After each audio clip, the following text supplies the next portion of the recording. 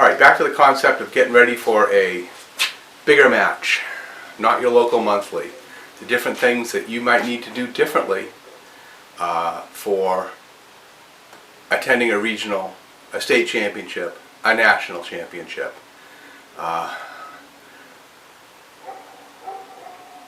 Before I even get started on that, looking over all these videos and the views, the things people tune into is these how-to sort of coaching videos. That's what people want to watch. I guess that's what I'm going to have to make. They're not my favorite thing to do, to stand in front of a TV camera and do this kind of thing. But if that's what you want to watch, that's what you'll get. Whatever it takes to promote the sport of silhouette, I really, if I have to tap dance and wear a stupid costume, I'll do that too. But I hope I don't have to do that. So, expanding on the previous video, sort of going into the part 2. And we're not talking about basic silhouette stuff here. We're talking about you've done silhouette for a couple of years maybe, or you've done silhouette solidly, every other weekend for a year, and you're really getting into it and you're getting ready to go to that next level. Last video we talked about changing your pace. It's going to be a more spread out time that you're going to get to shoot your 40 animals on each match. And when I say 40 animals, crazy PETA people, I'm talking about steel targets and not actual animals, so chill. So to do your 40 steel animal targets, it's going to take longer than a monthly match. Take your time, pace yourself, be calm. You're ready to just shoot your 10 targets. Sit down for a while, shoot the next 10. Another thing you're going to have to deal with and you're going to have to think about is, and I've actually got notes over here. I do see the questions that come in, I just don't usually have too much time to answer them. That's part of my problem of just being a jerk and not doing it because I've got stuff to do around the farm. It is literally 100 degrees today. I just came back from the barn, I'm a little sweaty. Not the best television presence here. There's flies buzzing around me and they're the biting kind, so I may have to stop and swat them in the middle of what I'm doing. Gear, having your equipment, having everything ready. This is the other thing we're going to practice. I'm about to come in and practice with my air rifle. If you see, it's got a little cover on it, a rag cover. The rag cover is to keep the wasps from flying in the barrel and building mud nests. That's life out here. You're going to practice everything. You're going to go to your local range. You're going to practice exactly how you would do things on match day, bigger match day. So bigger match day, equipment. Have your equipment in the smallest package of things that you think you need. A timer, a spotting scope, unless your spotter is in charge of the spotting scope, and then let him deal with it. Spotting board, spotting cards. Again, if he or she, your spotter, is in charge of dealing with that stuff, they're going to deal with that stuff. So timer, your ammo, your rifle's on the rack, getting ready to be taken out. Make sure your rifle is on the rack near the set of targets that you're going to shoot. So if it's, let's say you're at Raton, New Mexico, where they held the Nationals sometimes. You're on chickens, okay, now you've shot chickens. Now you've got a good period of time when it's safe and cool with everyone to move the rifle, which will be, you'll see when that is. There's times when you do hold your rifle, handle your rifle, times when you do not. When it's safe and everybody's moving their rifles, pick it up, move the rifle over to pigs or over to the next target, because that walk is a long walk. If you forget your rifle is down, 400 feet down the line, and you got to run down there and get it and run back to where you're going to be late to the line, you're going to be out of breath, your heart's going to be beating, you're an idiot. But it happens. I've done it, You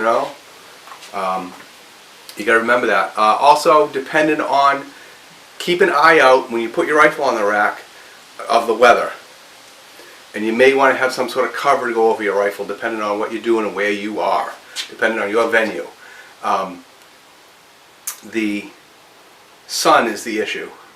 you know, a lot of these matches are held in the hot days of summer, and that smoking hot rifle butt stock that you put up to your face could be very hot. The heat could also do things like affect your optics and how they work. I mean, it probably isn't going to get hot enough to affect your ammo, but you never know. If you can keep your rifle covered, if you can keep it in a cool place, most places will have rifle racks under shelter of the sun because everybody understands this stuff. But sometimes things get moved around where they wouldn't normally be for a bigger match. Sometimes you got volunteers who aren't used to how things work. They may pull that rifle rack out. Just pay attention to whether or not it's in the bright sun. So, bringing your equipment to the line, they're going to call shooters to the line. You got to get your stuff to that line right then. They're not going to give you much time because they're trying to. The match directors, the people who are calling the line, are going to be moving really quick. Bada boom, bada boom. They're going to be moving quick.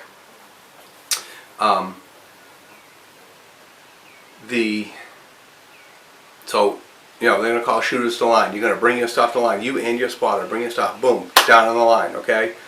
If you're one of these people, and I know we all have them in our local matches, these guys that carry 6 tons of crap to the line, okay? You can't be one of those people. If you are one of those people, you have to adjust. You have to lighten your load. Man, those flies are intense. You have to limit yourself to just the stuff maybe you can carry right in your hands. Your rifle, your ammo in your pocket, your timer in your pocket. Some people have them clipped to their vests and then put them down on the table. A lot of the times you're going to get up to the line and there's not going to be a table. There's not going to be a shooting bench, because shooting benches are evil, but that's a different video. You might have a little platform to put your stuff on. It might just be a little railing. Maybe you can put your magazines, your loaded magazines, on the railing. That's it. You're not going to have a lot of time. You're not going to have a lot of space to put things in. So if you're one of these guys that carries 6 tons of sack of crap, you have to lighten that load. You cannot do that. A, you're not going to have time. B, you're a distraction to the people around you. If you're one of these guys who's shuffling through a tackle box, that's got to stop. You can do that at a local monthly match, as long as the match director doesn't get mad at you. But don't do it at one of the bigger matches. The other thing you got to remember is that entry fees, entry forms, they're going to have to be filed and paid for usually way ahead of time. So, you know, you pay your match fees and then the price of gas goes way up. Well, you just got to bite it, and you know, that's the way it goes. Same thing with you can spend a lot more money. Spending more money on the match itself because they cost more to put one on. You're spending more money on gas because you're driving. You're spending money for a hotel if you're not like me and you're smart and you get a hotel. You know, all these things, you're going to need food. You know, all these things you got to plan for ahead of time. But at the same time, you know, unless you're independently wealthy or you're sponsored by someone, you're really only doing maybe a regional or 2 every year, and then maybe a nationals. And you're probably not doing the nationals. You're probably not doing lever gun nationals, which is on one side of the country, and small bore or high power scoped rifle nationals, which is on the other side of the country, only a few weeks away. You're not doing both. You're doing one or the other. And then you're doing a couple of regionals, and you might do a state championship. So you know, you plan yourself out for the different pace. You plan yourself out for a change and maybe a lightening in your equipment, and getting all these things, all the paperwork, the hotels booked and all that stuff, and match directors. The more time that you can give us ahead of time to plan for this stuff, the better off everyone is. And nationals get planned out usually, typically, half a year ahead of time, if we're lucky. You know, if there's no snafus in the organizations. Regionals, state championships, sometimes they can get to where it's only a few months. It really needs to be probably, I mean, you should think of a minimum of 3 months, really.